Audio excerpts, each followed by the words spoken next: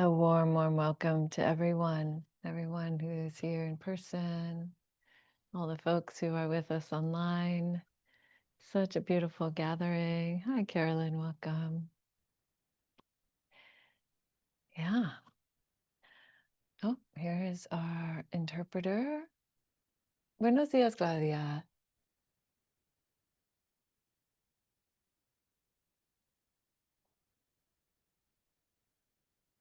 Entonces, ahora hay interpretación simultánea en español para la comunidad hispanohablante. Muy bienvenidos a ellos también. All right. So this is the Sunday Sounds of Dhamma program. And that means we'll have about half an hour or so of guided meditation, a bit of a Dhamma talk, and then some time for reflections, questions, comments, and dedication of merit at the end. And before we get started with all that, I just want to make a few announcements. So our annual All Sangha gathering is happening very soon, October 11th at 11 o'clock Eastern. And it's the autumn gathering. And it's a wonderful, in Buddhism, it's like Thanksgiving and Christmas, like all rolled together. It's a time to appreciate each other's practice together. It's in the spirit of Katina, in a big celebration that would happen after the monsoon season in the time of the historical Buddha, 2,600 years ago or so. And it's a wonderful event. We'll get together and invite people to share a poem, or there will be some small Dharma talks and a potluck lunch and just a chance to really enjoy each other's company. So I hope that everyone will come for that. But there will be an online section, of course, in the beginning before the lunch period.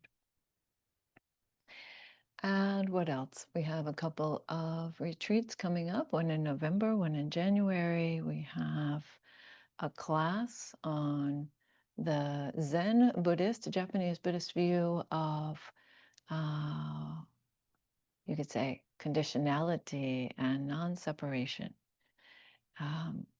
We also have the last bit of book club happening on Wednesday night. Last gathering of the book club, talking about the Heart Sutra.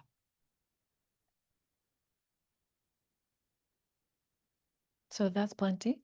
And there's more even on the website. So always check in there. That's the most current information. And you're all warmly welcome, always. So with that, I would like to go ahead and begin the guided meditation today. And because we are in this kind of informal, excuse me, informal series on the 4 foundations of mindfulness, then we're going to begin with some mindfulness of body and then move through to the mind and how to observe the mind. And if you haven't been here for the other parts of the series, that's not a big deal. Each part is kind of standalone. But yeah, we'll give it a try. And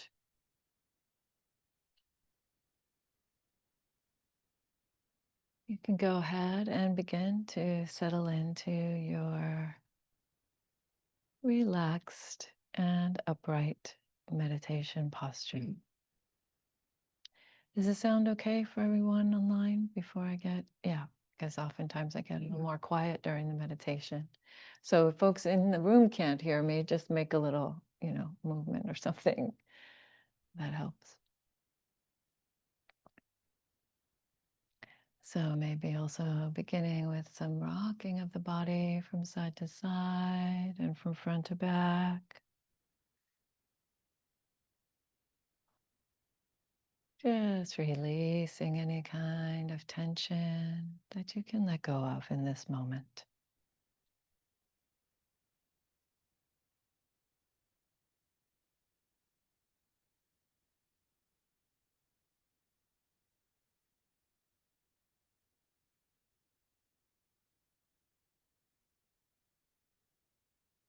And feeling the weight of the body on your seat.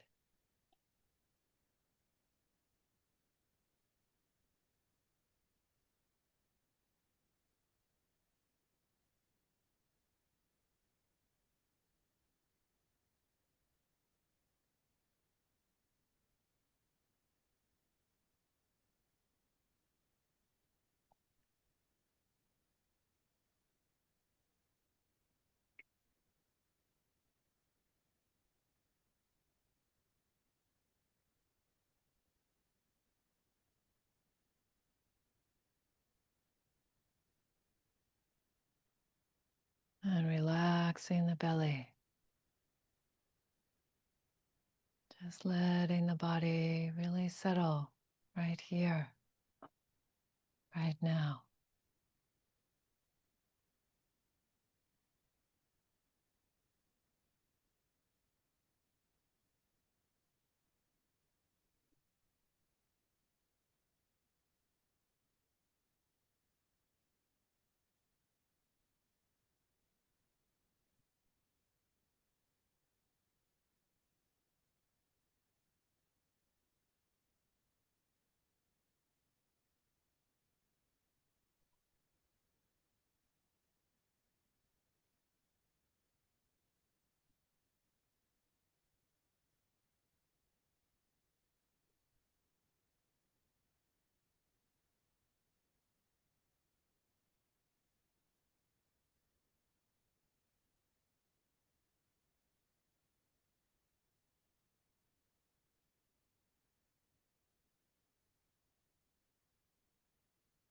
Moving the attention up the spine.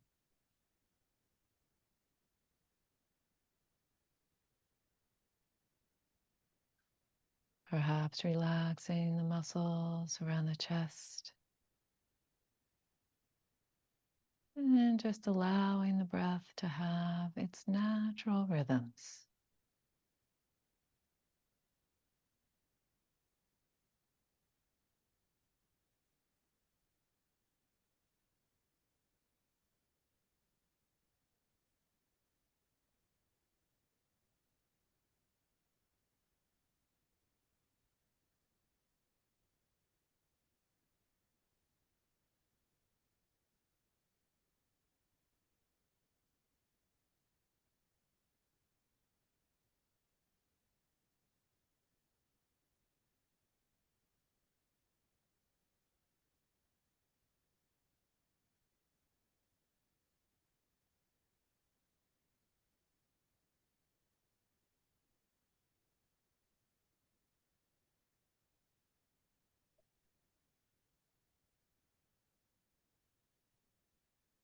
And softening the eyes.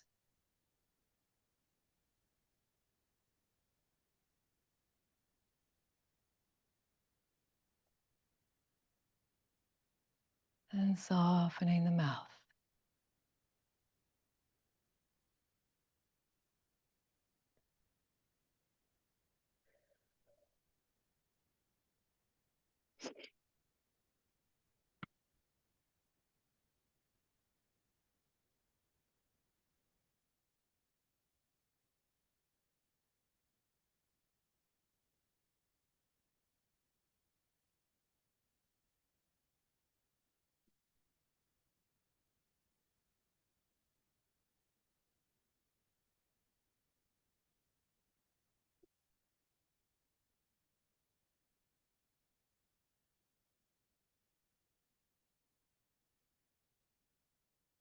Just enjoying the natural stability of the body.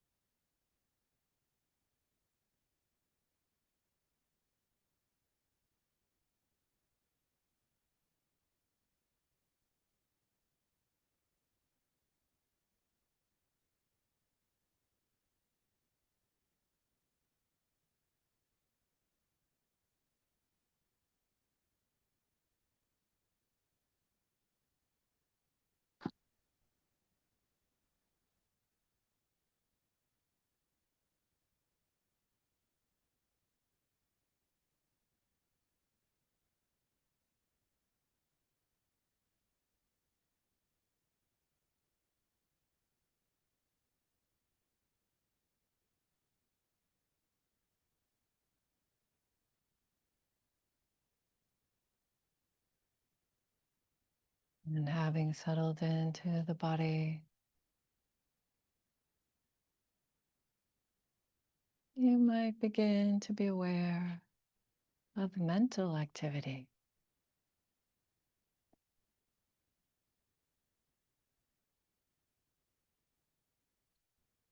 And you can observe thoughts as they arise and pass away.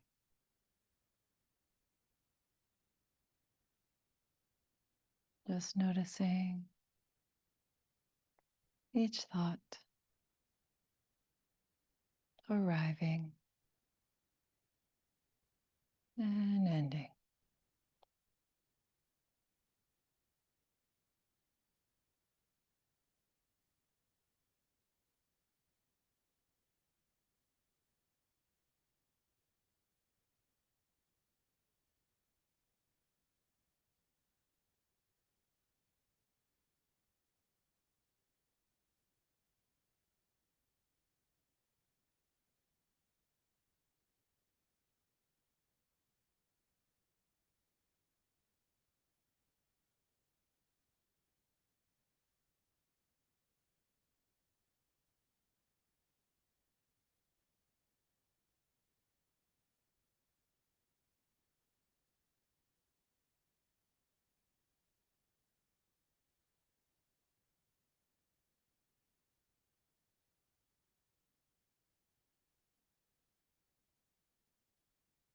No need to get entangled with the content of the thoughts.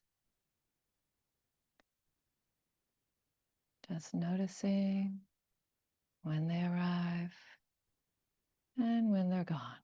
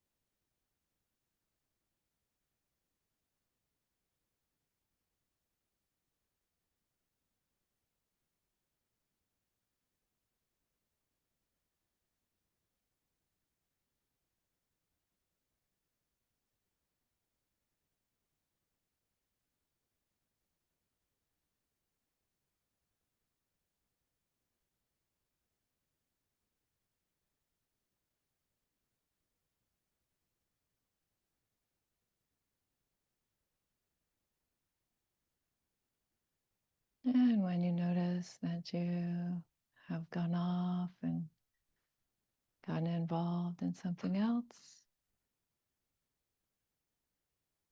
you just come back and anchor your mind in the body.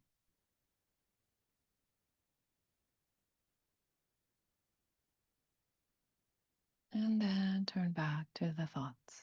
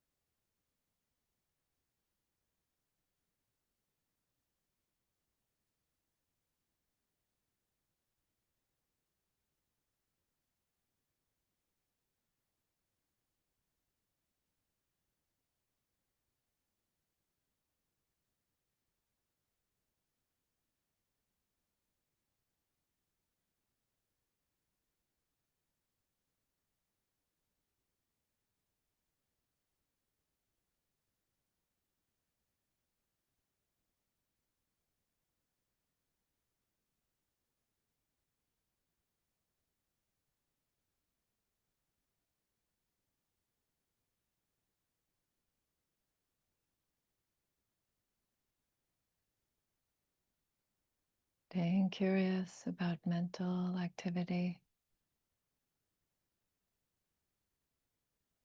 as mere phenomena, as arising and ceasing moment by moment.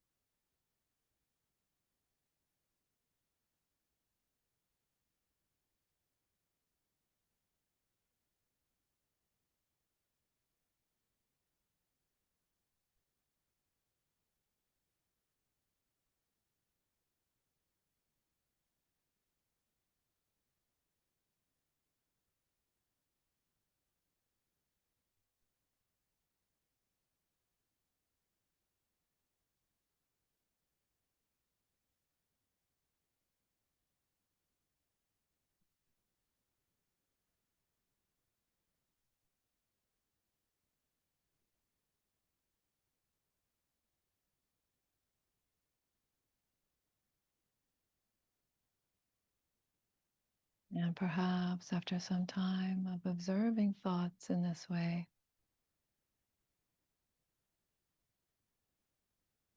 they start to slow down.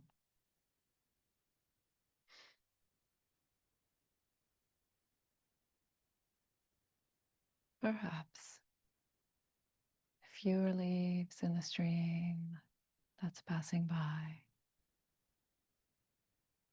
Maybe even some spaces between the thoughts.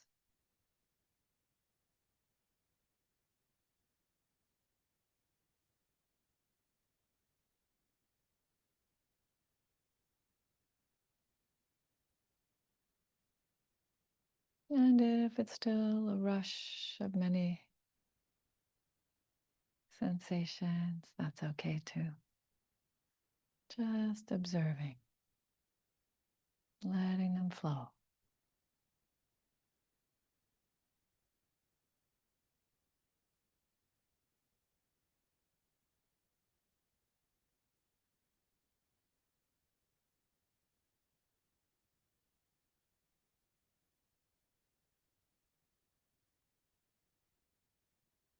And as best you can, noticing the start and the end of a thought.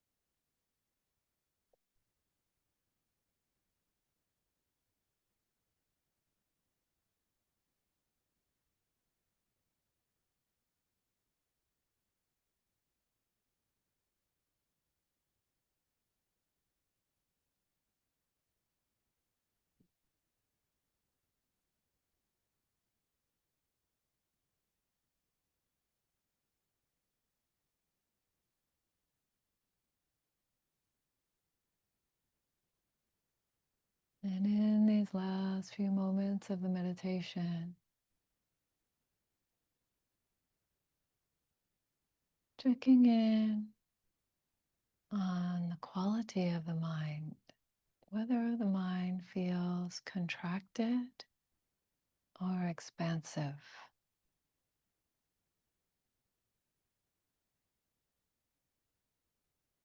Does the mind feel tight or spacious?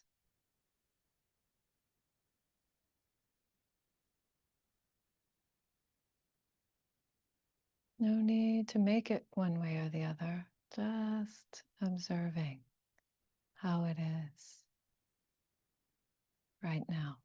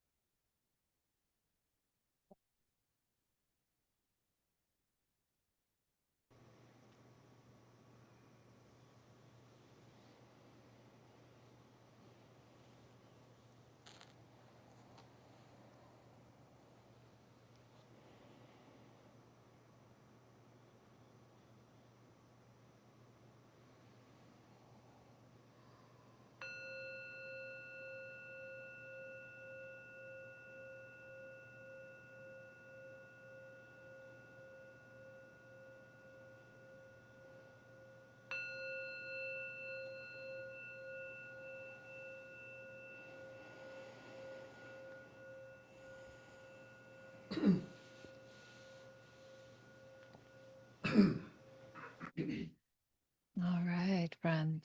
That brings us to the conclusion of this morning's meditation.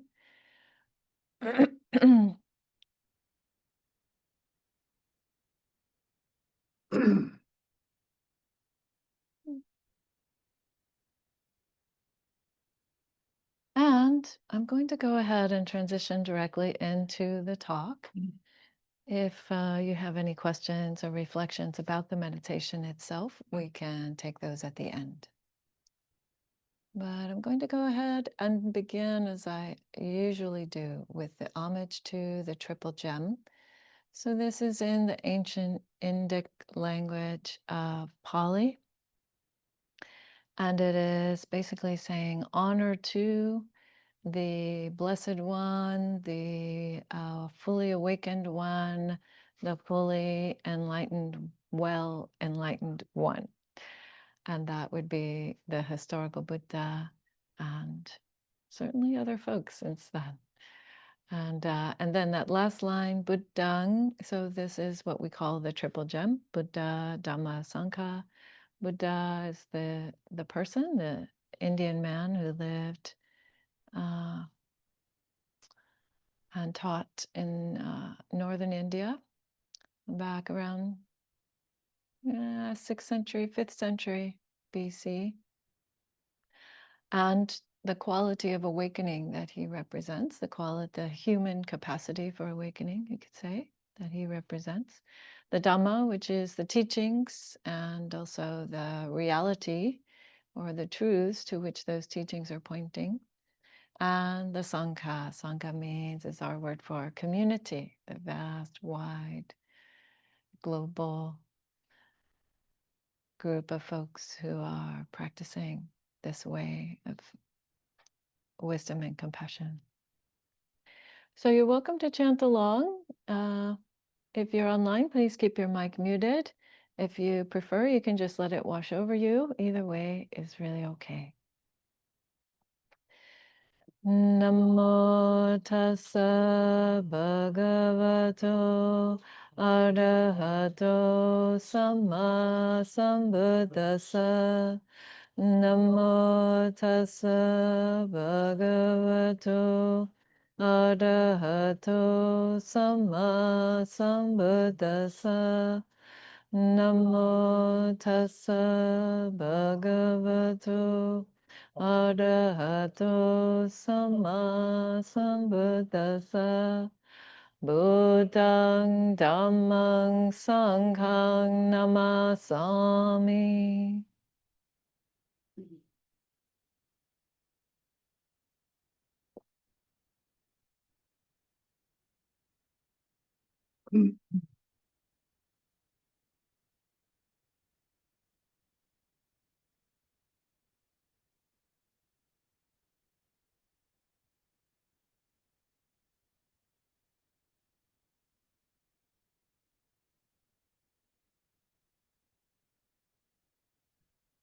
Put this one over here for now. All right.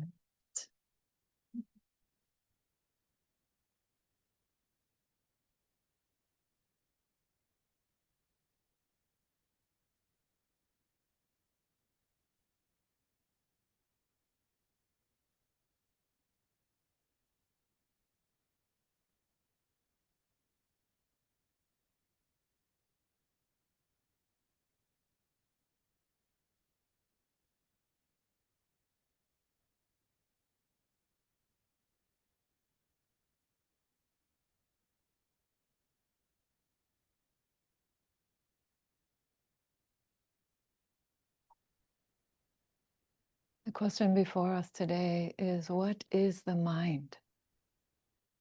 And how would you study that?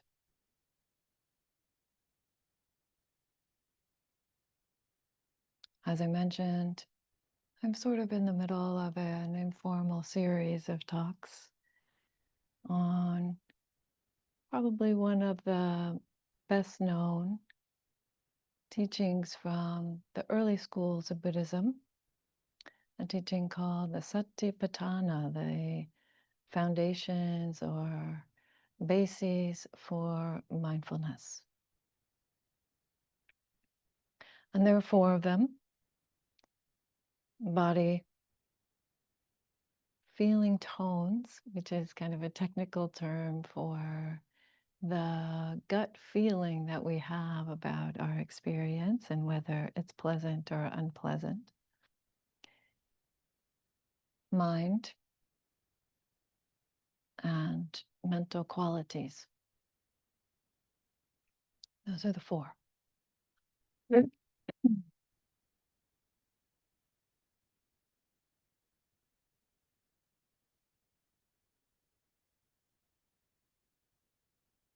And goodness knows, entire schools of psychology, science, philosophy, religion have attempted to answer this question. And Buddhism has its ways. In fact, the study of the mind is central to Buddhism.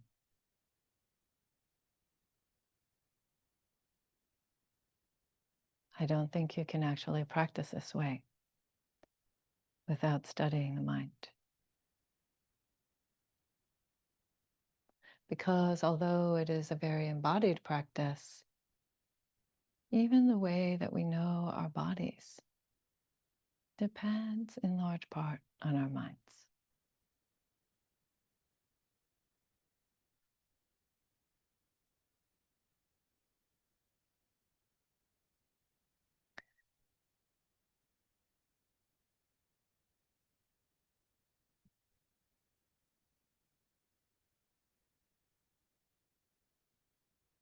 And when this particular teaching, this particular discourse speaks about attention to the mind or mindfulness of the mind, it's using this word mind. It's that word mind as a translation for a Pali word called chitta.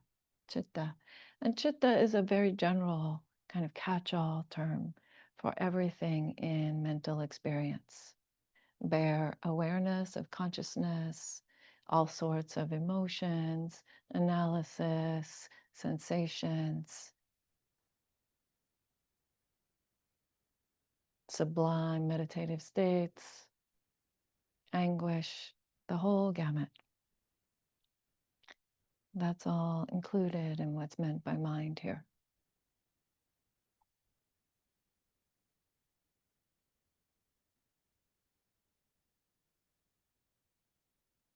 And you might think, well, of course I'm aware of my mind. I'm a human being. That's what happens, right? Human beings have a reflexive capacity. We have the capacity to think about our inner world.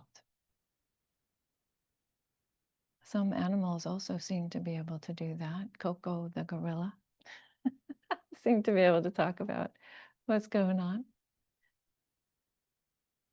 But definitely human beings, we have this ability.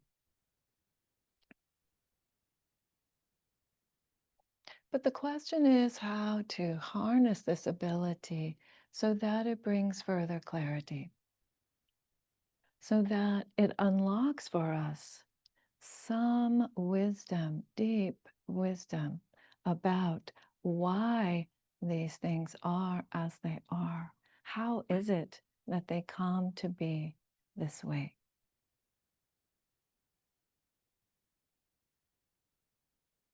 And how to live a skillful life knowing that, knowing how and why they are this way. Because ultimately, your whole life is effort. Your whole life is what you do with your mind. So choose wisely. And how can you know how to choose wisely if you don't know how it works?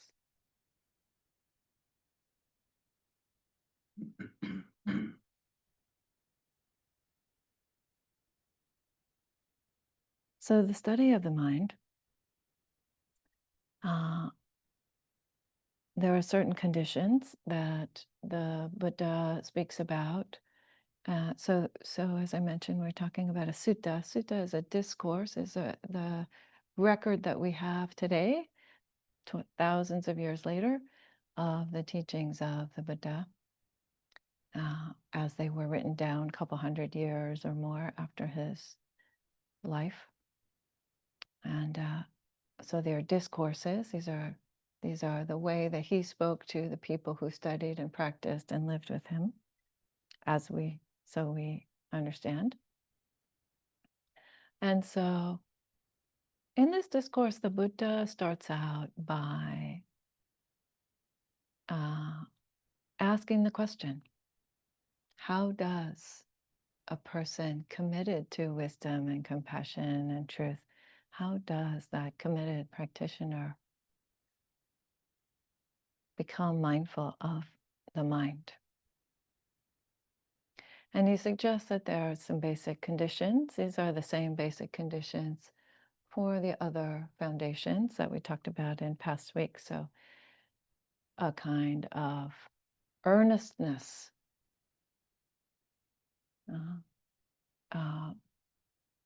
The Pali word is atapi. It means being fired up about your practice, being keen. Ardent is the way that my dear teacher and friend Bhikkhu Bodhi, Venerable Bhikkhu Bodhi, likes to translate the word.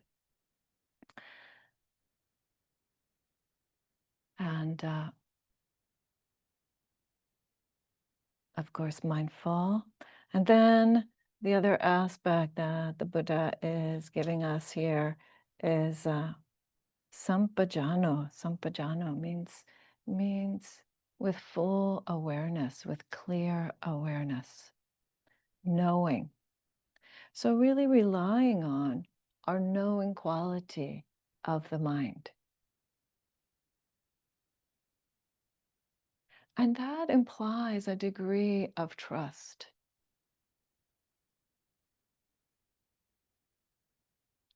Do you trust yourself to be able to attend to whatever you find there? Sometimes that's hard. It takes quite a bit of courage. quite a bit of courage. And that's why we practice in Sangha. That's why we practice in community, because it helps to have other folks who are also doing that work and bringing their stability to support us, to meet everything. Because if anything is left out of the path, then that becomes an obstruction for you. It becomes a hindrance. You have to bring it all on the path, I'm sorry to say. You can't just bring the good parts of you or the bad parts of you or whatever you've judged to be the appropriate part.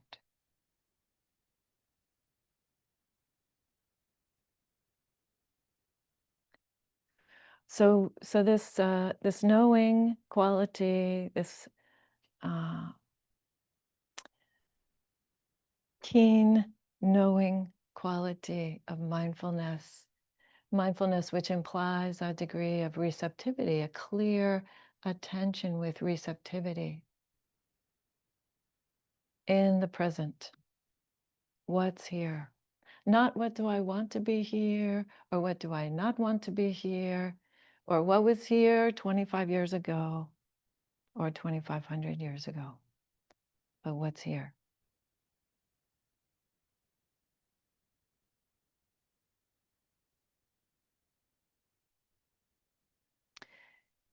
And we see this invitation to bring it all onto the path in the first three aspects of the study of the mind that the Buddha suggests in this discourse. He says, we want to investigate, be mindful, be aware of whether we find greed, hatred, and delusion in our mind. These are said to be the three unwholesome roots, or the three poisons of the mind, some of the most difficult problems of humanity, according to the Buddha: greed, hate, delusion. I think we can look at the world today and see that that is true. That is more profoundly true than we might like to admit, in ourselves and in others.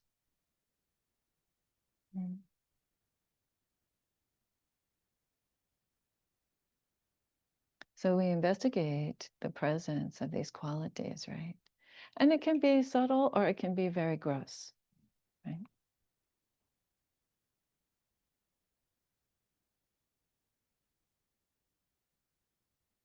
Are you a person who is gathering up that extra 10 billion just because you can? That we would call that greed, most definitely.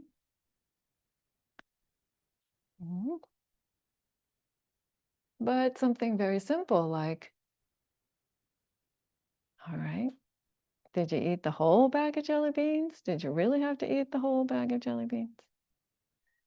Is that going to make you feel better? Right? Not to be judging yourself or giving yourself a hard time, right? But to see what is it that motivates what's going on there. Or hate, anger.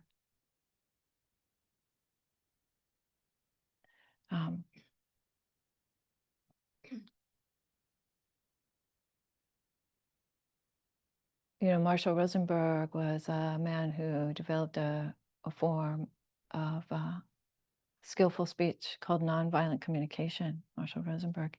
And Marshall used to say that anger came from unmet needs. But I think that that doesn't go quite far enough, actually, because anger ultimately comes from when your sense of self is challenged in any way, physically, emotionally, financially.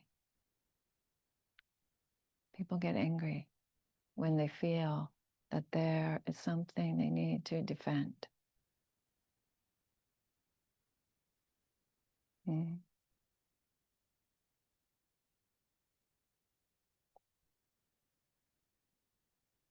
which again doesn't mean that we don't take care, but it means that we understand that adding hate to that isn't going to help the situation. And delusion. Delusion is the hardest of the three, I would say, to observe in the mind, because it's delusion because you believe it, right? It's deluding you. It's confusing you. You think that it's true when it's not. That's the definition, in fact, more or less, of delusion. And yet, life shows us over and over and over again our mistakes. Life shows you your mistakes. So I'll tell you a little story about that, and about a time when I observed delusion in myself. So I'll try to keep it short because some of you have heard this story before.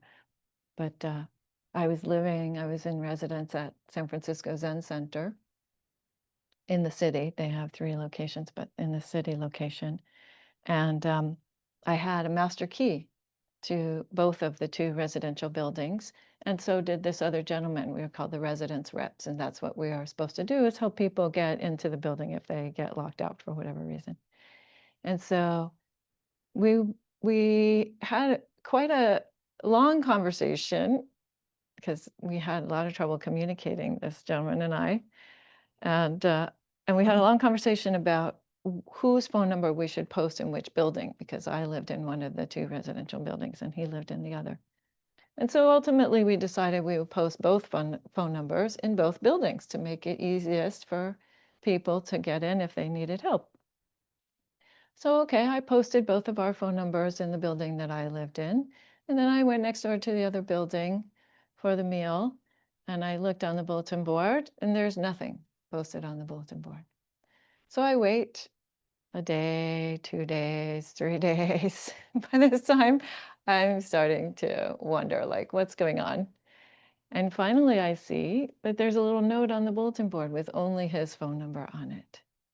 And then I get really annoyed. Then I'm like, why did I even waste my breath having a conversation with this guy? He's not doing what we said we were going to do. Da da da da da. Right? I'm annoyed. So I'm going to talk to him about it when I see him the next time. And so I run into him in the hall and I say, hey, so-and-so, I see that you only posted your name and phone number on the board over here in this building. And he says, oh yeah, so-and-so did that because I hadn't gotten to it. And it was like, poof, my whole bubble was burst. My whole, right, storyline, about which I had perfect evidence in this little piece of paper on the bulletin board, was wrong, was complete delusion. It was not what had actually happened. So I had a lovely opportunity to see hatred and delusion right there in myself. I stood there with my mouth open for a minute, right? And I could have just gone on and said, well, you know, because you didn't post it right away. But no, no, no, no, no, no. Stop and receive the information, right, about delusion. So this is a time when it's good to have a sense of humor, guys. It's very good to have a sense of humor when you find out about your delusion. Right? The path is not intended to be a slog or a self-punishing or self-judgment or, you know, what's wrong with me that I didn't get it, or what a horrible person I am because I got pissed off, or whatever. It's not about that. Right? That's the great aha moment in the movie. Receive it. Have a sense of humor about it. Oh, look. Wow, I had it all wrong. Mhm. When I practiced in Japan, my good friend Shodo, the German monk who who definitely had a good sense of humor about himself and his practice, but was also the English interpreter. So he was around, we were around a lot. We practiced together a lot. And if I would make a mistake, he would just burst out laughing in the middle of a ritual or something, you know. If I handed the incense wrong, he would totally start laughing. So that gets very close to Schadenfreude. We should be careful about that also, right? That we're not enjoying other people's difficulties in their lives. But just to say again that, you know, hold it lightly when you can. And that will help you to receive it. Because if you're harsh with yourself when you make mistakes or when you see something with your new perceptions in your practice, and you're cruel to yourself about it, or you create suffering, more suffering on top of that, then eventually you will just stop seeing those things. Your mind will want to turn away rather than perceive. So it's very important to be kind when you see your mistakes, and when you see your delusion, and when you see your greed and your hatred. It doesn't mean don't do something about it. It means be gentle with yourself. So the Buddha tells us a little bit about studying the mind and seeing these qualities. But then he goes, and he also talks about seeing the absence of these qualities. And that's a very interesting aspect of this discourse. So this discourse is supposed to be about mindfulness, and it is about mindfulness. It is about this, again, receptive attention in the present moment. But then, in order to perceive the absence of something, that's not mindfulness. That's another quality that we call investigation. So mindfulness is the first factor of awakening, and we're going to talk next week about the factors of awakening. But the second factor of awakening is investigation. So it's not enough, and that doesn't mean it's a good practice. It is a good practice to just receive, the flow. Here it is, this, this. But that will not awaken you by itself. No matter how blissed out you get, that will not awaken you by itself. Investigation is necessary. And what does investigation mean, really? It means discernment between different states and different qualities. It means discerning relationships among the different things that we experience. It means being able to tell the difference between the presence of a thing or the absence of a thing, because mindfulness can tell the presence, but mindfulness cannot tell the absence. The absence is only known by comparing. Oh, right. That thing that I experienced in the past, that thing that I know as hate, is not here. There's something else here in this moment. Do you understand? So that degree of discernment is also brought into this practice. Very, very important. Investigate. Don't feel that the practice is about passivity. That is a fallacy. This is not. This is why the Buddha is always quoted time and time again in the discourse as saying, strive, strive, strive. He's not talking about this kind of ego-driven, I need to attain something. He's talking about that investigation, that eagerness, that curiosity. Hey, what's this? What's going on here?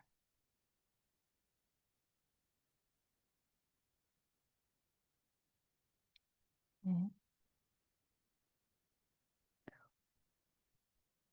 So then the discourse goes on, and I'm not going to go through all of the rest of the qualities, but one that I want to bring up for you is the one that we practiced in the meditation. And this is this quality of whether or not the mind feels spacious or constrained.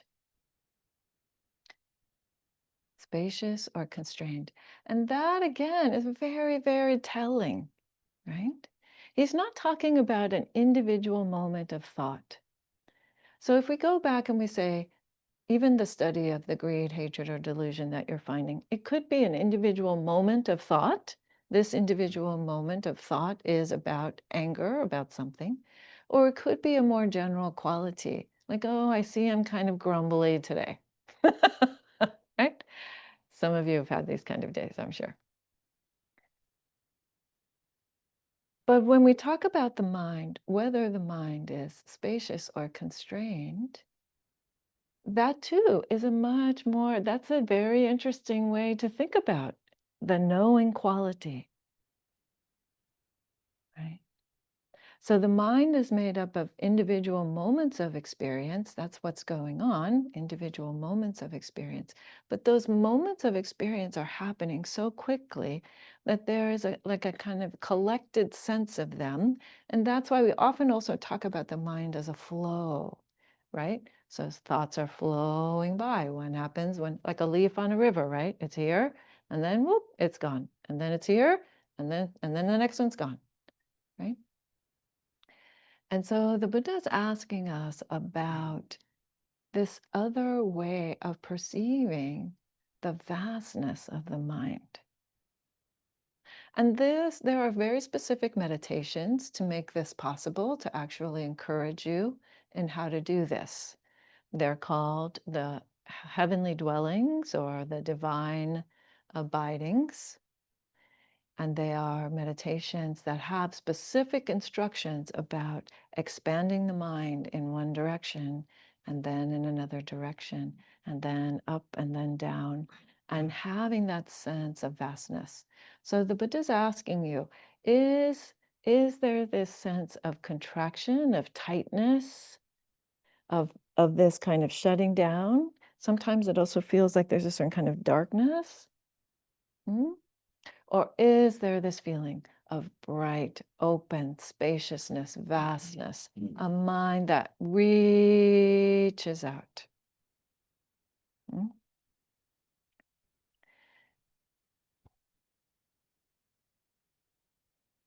The in the connected discourse, let me see, I have the number here. In the connected discourse, chapter 21, chapter 51, number 20, this is why I write it down. There is a specific comment there by the Buddha that constrained mind is often due to dullness, to this kind of when the mind gets dull, is a kind of sleepy or tired, or it's like fog, right? When you're driving around in the fog, you can't see very far.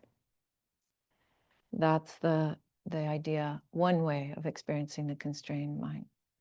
But I would suggest that there's another way that is a lot of people are experiencing right now in this moment in time. And that is the mind that's constrained by fear.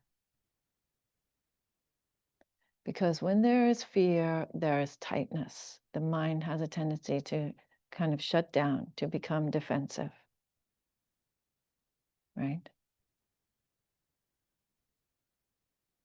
And that is another way, that another thing that we might notice, we might check in for. So if you're experiencing constrained tight mind, you might ask yourself, what's happening here? Is it dullness? Is it just tired? Is it this, or is there some fear happening? What is that? Right? Understanding the conditions that bring that into play. And why would we want to know? Well, again, there are certain meditations, very blissful, very joyful meditations that actually lead forward to deep states of concentration that are possible when the mind is open. But also, when the mind is constrained, when the mind is tight, we might know that there's going to be a bit more reactivity, right? It's just a smaller space in which those feelings and things are happening, or it feels like that actually. So that is said to give yourself some compassion. If that's what's happening, if constrained mind is happening, if fearful mind is happening, then be compassionate with yourself when you see reactivity coming up. It's just the marbles bouncing around in a smaller pot, so to speak. Yeah. It doesn't mean that you're a terrible person or that you're out of control. It just means that these are the conditions that are present for that state. And you have the capacity to work with them. That's why this study of the mind is offered. So you can practice with that.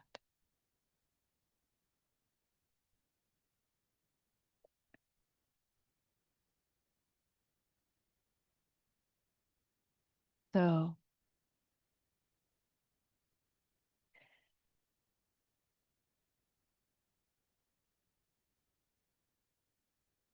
the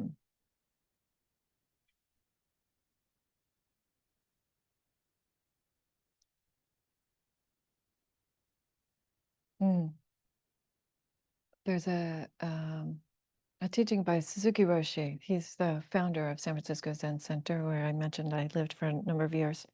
And he said, it's in Zen Mind, Beginner's Mind, which is a very, in some circles, well-known book. He said, the outer world is limitless and the inner world is also limitless.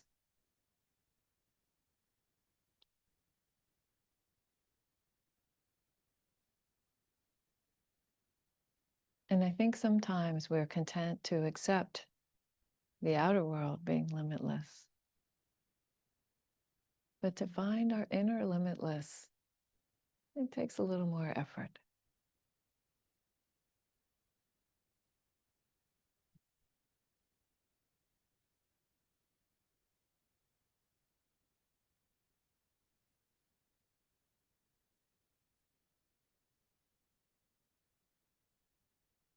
So please give yourself that gift of mindfulness of mind. Because you never know what you might find there.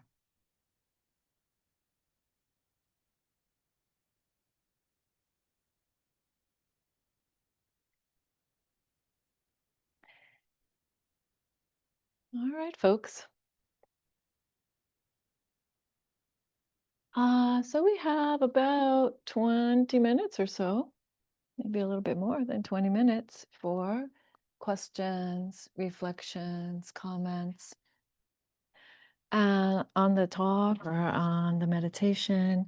And I want to say, please speak, whether you're online or you're in person, please speak slowly and speak into the mic, because the translator is trying to make it possible for the folks in Spanish, to the Spanish speakers, to also understand your question and the response to your question. Okay, so please speak slowly and clearly, and Claudia will do her usual excellent job of translating.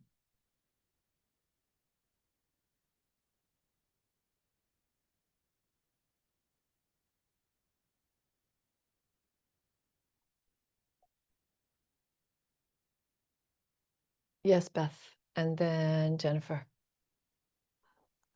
So, like when I'm doing mindfulness of breathing and I'm very much focused on my breath, is that constrained mind or is that spacious mind? Well, if you are, yeah, it depends on the way that you're attending to the breath. But usually, if you're attending to the breath as like a bodily sensation, let's say, like the air passing by the nose or something in your chest, that is, you could say, intentionally constrained mind, right? That is a very narrow focus, very, very narrow focus. And that's one of the reasons, it's a good question, Beth, because it brings up the fact that if you are, for example, trying to establish concentration, there are all different kinds of phenomena that you can attend to do that. If you're trying to sort of settle the mind, some people are better at these kind of very point-focused styles of meditation, and other people feel more comfortable or more confident with these very vast focus meditations, in which case, again, we would look at something like the heavenly abidings. Thank you, Beth. Yeah. And so, and the other point to make about that, Beth, maybe this is what you're thinking about, is that it's not a value judgment, right? To say that constrained mind is not necessarily better or worse than vast mind, right? That we actually benefit from being able to have that flexibility, that malleability, to be very point focused or to be much more broadly focused and know what we're doing. Yeah. Yeah. Okay, beautiful. And Jen somewhere had her hand up, I thought. Yeah. Hello. Hi, Jen. Thank you for the talk. And this might be I don't know if this is too broad for this moment, but just wondering about attention, mind, awareness, and consciousness, that sometimes in various talks or writings, it doesn't always seem like um, that those terms are used consistently.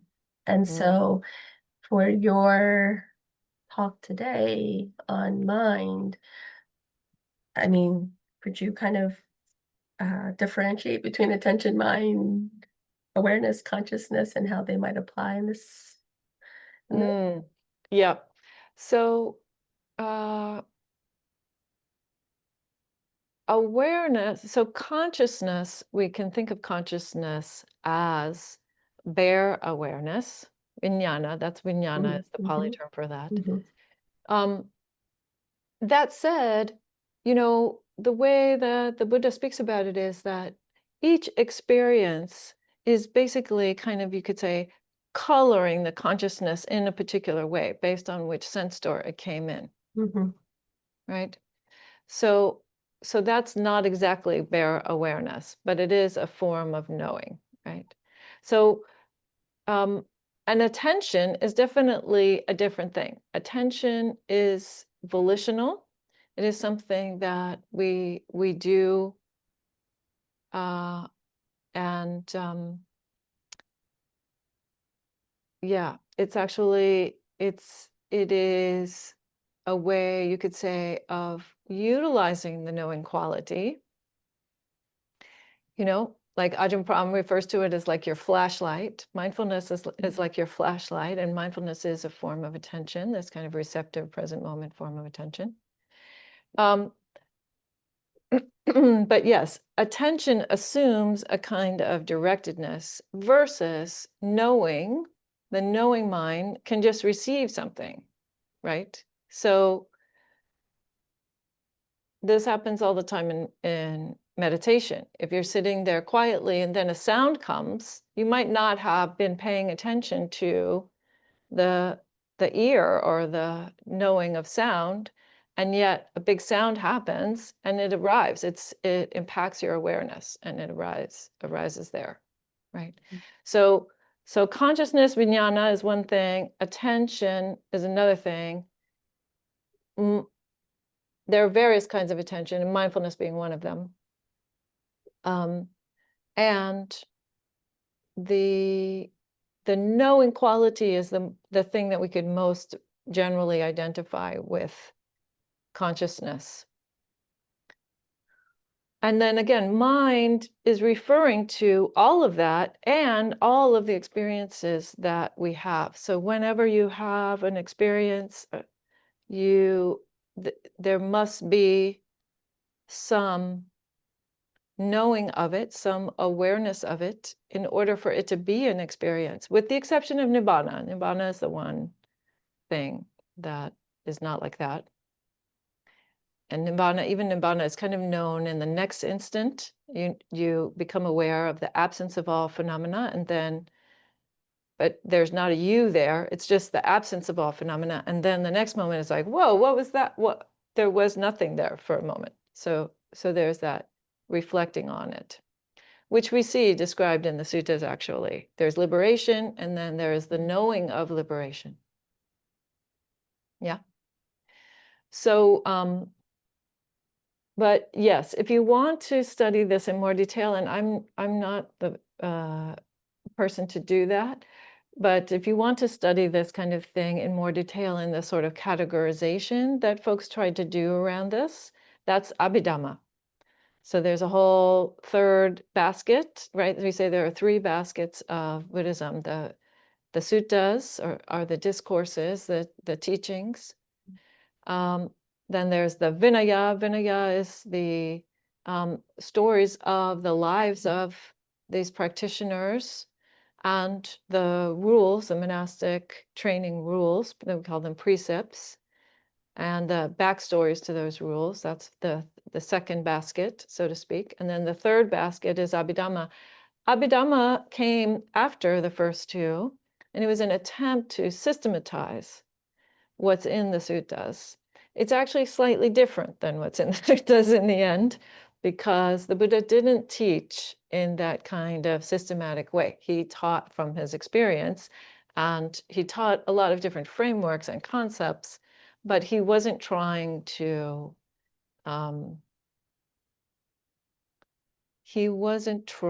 create a system, so to speak.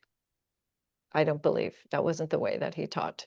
He was just trying to say, experientially, this is how you get from point A to point B. Point B being still at point A, but point B being realization of point A. Yeah? Thank you. You're Yeah. welcome. Yes, Allison here. Just give you the microphone. Yeah, those little blue dots is what you speak into, more or less. Okay, thank you Thank for you. the talk. It was lovely. In terms of when the mind is contracted, I understand there's a whole series of meditations you can do to create more expansion.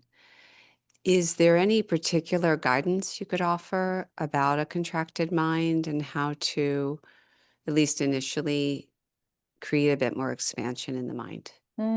Yeah. Yeah, so one practice that you can do is just to be aware externally. You know, some of you may know that there is a recording called Anxiety Responsive Care, ARC meditation, which is about an 8-minute meditation for like moments of panic or very, very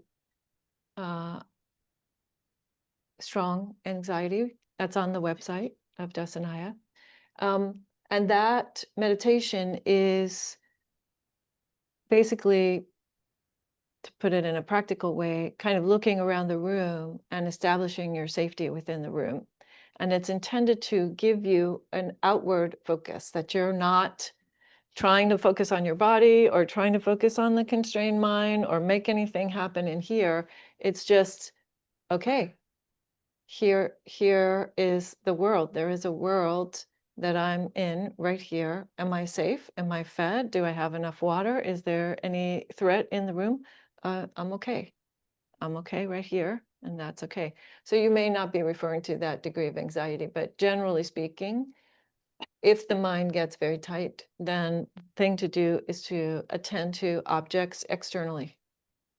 And the more natural the object, the better, right? If you're going to sit in front of a tree or look out, your window at the sky or like that, that's also helpful. But anything will do as long as it's not trying to get too inwardly focused. Yeah, you're welcome.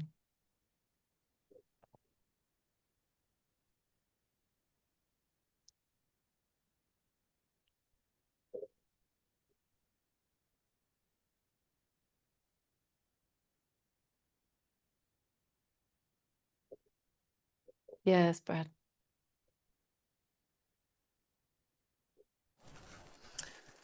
I was just thinking of how a major shift can happen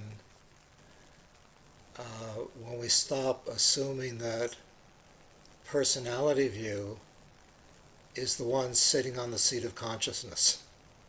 Like whenever I'm feeling caught in constriction, boundaries, tension, I know that I'm in personality view. I mean, there's something that I'm clinging to, some cherished thought or belief or some old reactive tape that I'm playing. And just in terms of the moment of contraction, sometimes just saying contraction is like this, and stepping back into the knowing awareness, and then, oh, okay, so this contraction is just another phenomena arising in this spacious, calm, peaceful, luminous knowing awareness. And then, so anyway, I just thought I'd share that. Yes. Thank you for sharing that, Brad. I agree. If you can make the shift to the way that I talk about it is abide in the observer, what feels like the observer, the one that's looking at whatever the phenomena is. The observer isn't the thing, isn't anxious, isn't constrained, isn't any of those things. That's just the knowing, right? So that's true for any phenomena that you see. But that, that's a high bar there, Brad. That's that to make that shift, right, is to basically sort of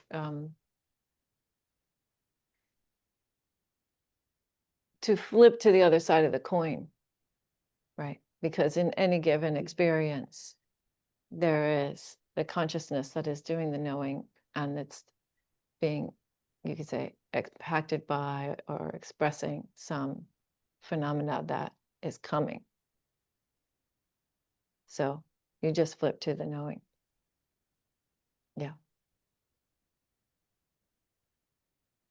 And that I have to say, it's again, it's in my experience anyway, it's helpful to have a sort of quiet space to learn how to practice that, to learn how to do that. A space where there is a little bit less stimulation, where you can start to see how to make that. You can start to see how that shift will naturally happen actually from certain kinds of mindfulness. Yeah.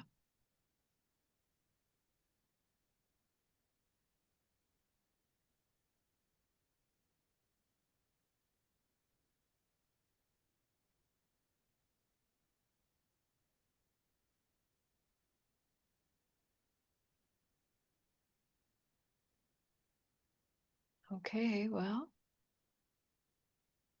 unless we have any other questions or reflections, then we're gonna invite Dana to make the announcement.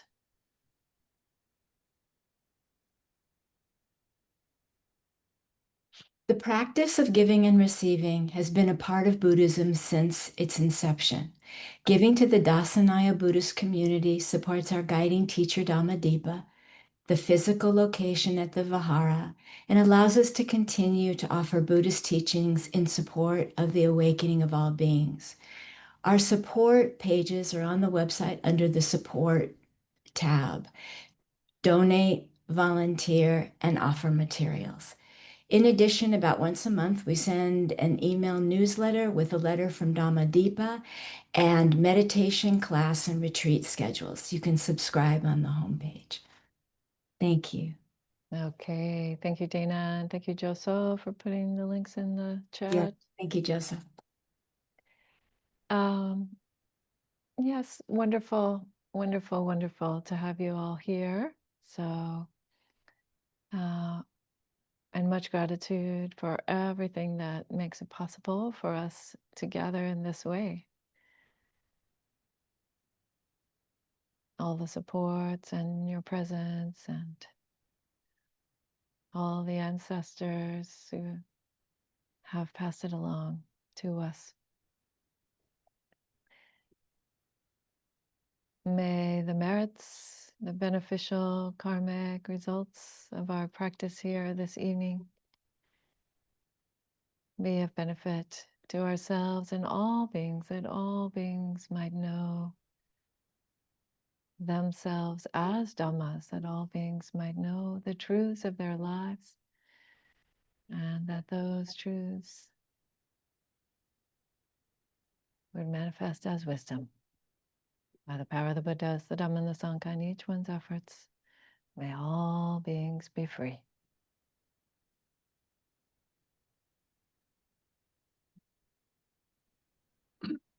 Muchas gracias.